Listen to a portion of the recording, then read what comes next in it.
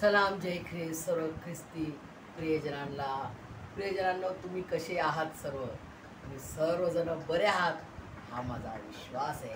कारण मला परमेश्वराने जर चांगलं ठेवलेलं आहे तर माझ्या सर्व प्रियजनांना, माझे जे ख्रिस्ती विश्वासू लेकर आहेत, जे माझे व्ह्यूअर्स आहेत, त्या सर्वांना पण परमेश्वराने सांभाळलेलं आहे.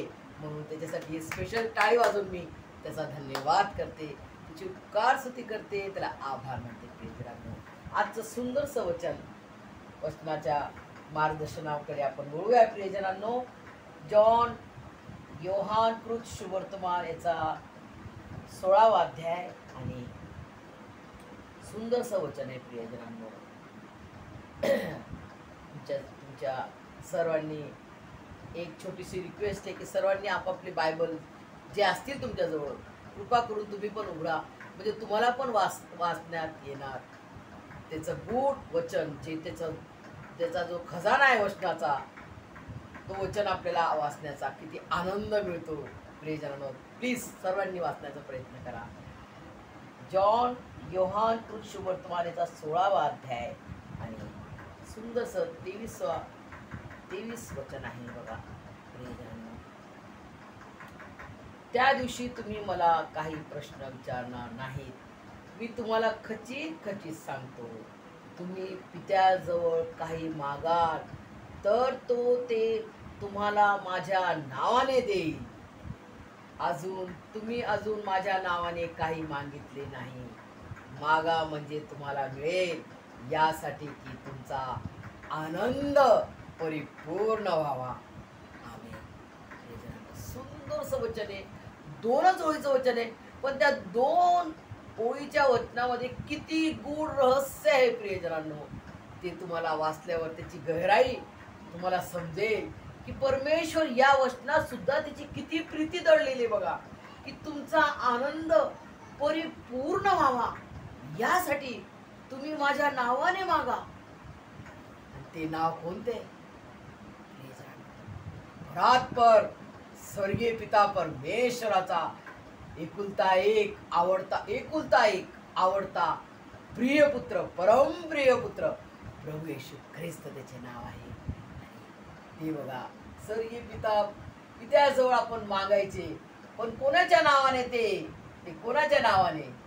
केवळ प्रभू Yeshu Khrist, only one Jesus Christ, only one Jesus Christ. प्रियजनांनो, दुसरे कोणतेच नाव नाही आहे जगात, आकाशात, पृथ्वीवर, पृथ्वीच्या खाली कोणतेच नाव नाही आहे. सुंदरसं गीत मी तुमच्या समोर म्हणणार आहे, 2च ओळीचं म्हणणार. सब नामों में ऊंचा है यीशु नाम, सब नामों में ऊंचा है यीशु नाम. स्वर्ग में धरती पर, धरती के नीचे दूजा कोई नाम नहीं है.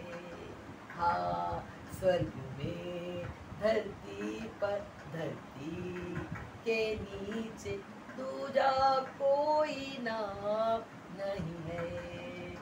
सब नामों में ऊंचा है यीशु नाम, सब नामों में ऊंचा है यीशु नाम. स्वर्ग में धरती पर, धरती के नीचे दूजा कोई नाम नहीं है. प्रियजनांनो, किती सुंदर वचन आहे, किती महान परमेश्वर आहे. तो माझ्यावर, तुमच्यावर किती अतोनात प्रीती करतो. प्रियजनांनो, की आपण त्याची प्रीती किती आहे, त्याला किती सलामी, त्याला किती सॅल्यूट द्या, तेवढं अधिक आणि अधिक आणि अधिक कमी आहे. प्रियजनांनो, कारण त्याची प्रीती एवढी आहे, एवढी अजब त्याची प्रीती आहे की आपल्याला समजणार नाही किती तो प्रीती करतो. त्याची मेजरमेंट नाहीये, नो मेजरमेंट, नो मेजरमेंट.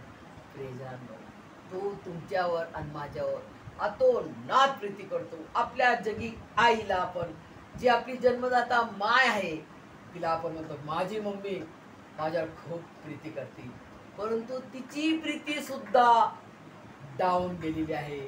कारण परमेश्वराची प्रीती सर्वात उंच आहे आणि ती त्यांनी करून दाखवली. प्रियजनांनो, जेव्हा मी आणि तुम्ही या पापाच्या दलदलीत होतो, पापाच्या दरीत होतो, या सैतानाच्या दास्यात.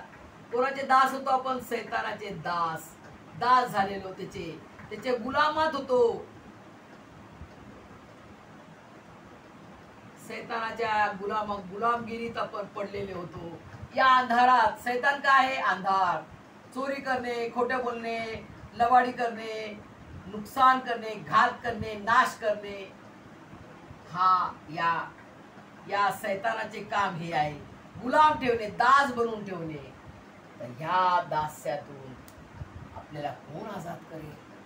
परमेश्वराने, स्वर्गीय पिता परमेश्वराने जुन्या करारात पुष्कळ कार्य केले, पुष्कळ संदेश ते पाठवले. प्रियजनांनो, तुम्ही वाचून बघा जुना करार. कितीतरी मोठे संदेश ते पाठवले. त्यामध्ये अब्राहम, जो आपला विश्वासाचा पिता आहे, अब्राहमाला पाठवले, नोहाला पाठवले, मोशेला पाठवले. महान संदेष्टा मोशेला पाठवले. किती लाखो लोकांना त्यांनी देवाच्या मार्गात आणण्याचा प्रयत्न केला. प्रियजनांनो, त्याच्या जो देश, जो वचन दिलेला जो देश, वचन दिलेला जो देश, वाचा बांधलेला जो देश, कनान देश, जो दुधाचा आणि मधाचा प्रदेश होता, त्या देशात परमेश्वराने त्यांना नेण्यासाठी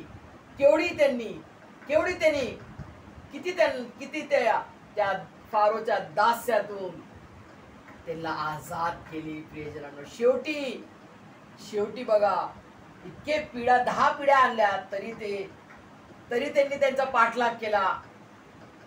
लाल तांबडा समुद्र समोर आला, मोठा तांबडा समुद्र समोर आला. आता काय करणार? आता इस्रायल लोक म्हणायला लागले, आम्ही बरे होतो, तिकडं दास्यगृहात होतो, आम्हाला तू इथं एवढ्या मोठ्या समुद्रात मरण्यासाठी आणलंय का? मोशे पाहतो परमेश्वर म्हणतो, तुझ्या हातात काय? ते पाण्यावर तू मार. काठी, जी चमत्कारी काठी होती त्याच्या हातात, त्यांनी मारली आणि एवढ्या मोठ्या तांबड्या समुद्राला परमेश्वराने दुभागले आणि सुपीक मार्ग त्याच्यासाठी केला. प्रियजनांनो, तो परमेश्वर अनादिकालापासून जो आहे, तो अनंत काळापर्यंत, तो परमेश्वराचे तुम्ही आणि मी लेकर आहोत. प्रियजनांनो, त्यांनी तुम्हाला आणि मला पसंत केले, केवळ पसंत केले आणि बाय बाय नाही केलं. प्रियजनांनो, हा पसंत आहे मला, रोजमेरी ना पसंत आहे, ओके बाय बाय, सो नाही. तर माझा आत्मा या नाशात मरू नये, मला सार्वकालिक जीवन मिळावं. या सार्वकालिक अग्नीत मी मरू नये. ही सार्वकालिक अग्नी कोणासाठी बनवलेली आहे? परमेश्वराने त्या दुष्ट सैतानासाठी ही अग्नी बनवलेली आहे. प्रियजनांनो, जी की सार्वकालिक मरण आहे ही अग्नी. नरक याच्यासाठी बनवलेला आहे. प्रियजनांनो, मनुष्यासाठी नरक नाही बनवलं परमेश्वराने. मनुष्याला काय म्हटलेले? प्रियजनांनो, तिचा पुत्र, आदामाला त्याचा पुत्र म्हणून परमेश्वराने बनवले आहे. आणि प्रियजनांनो, लास्ट आदाम कोण? मनुष्याच्या रूपात जो आला, आदामाच्या द्वारे हे मरण आलं आपल्यामध्ये. हे मरण आणि दास्यगृह झालो आपण, गुलाम झालो. सैतान काय सांगतो ते आपण ऐकतो. वाईट बोलणे, शिव्या गाळ्या देणे, भांडण करणे, मारामाऱ्या करणे, हे सर्व याचे दास झालो आपण.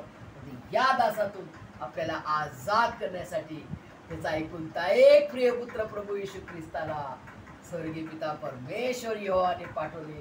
कारण या पुत्राच्या द्वारेच आपल्याला उद्धार आहे, तारण आहे, मुक्ती आहे आणि आपल्याला अविनाशी जीवन, सार्वकालिक जीवन मिळणार आहे. प्रियजनांनो, आज तुम्हाला मला जे परमेश्वराचं गूढ वचन आहे, त्या वचनाला आपल्याला धरायचं आहे.